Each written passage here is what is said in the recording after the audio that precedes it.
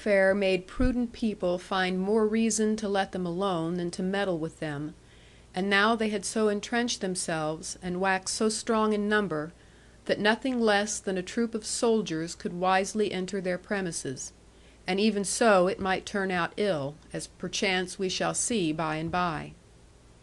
For not to mention the strength of the place, which I shall describe in its proper order when I come to visit it, there was not one among them but was a mighty man, straight and tall, and wide, and fit to lift 400 weight. If son or grandson of old Doone, or one of the northern retainers, failed at the age of 20, while standing on his naked feet, to touch with his forehead the lintel of Sir Ensor's door, and to fill the door frame with his shoulders from side post even to side post, he was led away to the narrow pass which made their valley so desperate, and thrust from the crown with ignominy, to get his own living honestly. Now the measure of that doorway is, or rather was, I ought to say, 6 feet and 1 inch lengthwise, and 2 feet all but 2 inches taken crossways in the clear. Yet I not only have heard, but know, being so closely mixed with them, that no descendant of old Sir Ensor, neither relative of his, except indeed the counsellor, who was kept by them for his wisdom, and no more than 2 of their following ever failed of that test, and relapsed to the difficult ways of honesty. Not that I think anything great of a standard the like of that;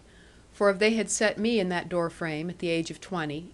it is like enough that I should have walked away with it on my shoulders, though I was not come to my full strength then; only I am speaking now of the average size of our neighbourhood,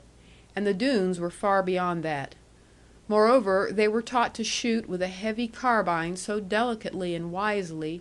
that even a boy could pass a ball through a rabbit's head at the distance of 80 yards. Some people may think naught of this, being in practice with longer shots from the tongue than from the shoulder;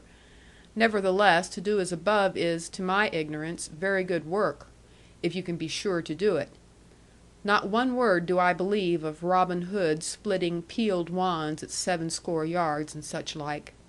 Whoever wrote such stories knew not how slippery a peeled wand is, even if one could hit it, and how it gives to the onset. Now let him stick one in the ground, and take his bow and arrow at it, 10 yards away, or even 5. Now after all this which I have written, and all the rest which a reader will see, being quicker of mind than I am, who leave more than half behind me, like a man sowing wheat, with his dinner laid in the ditch too near his dog,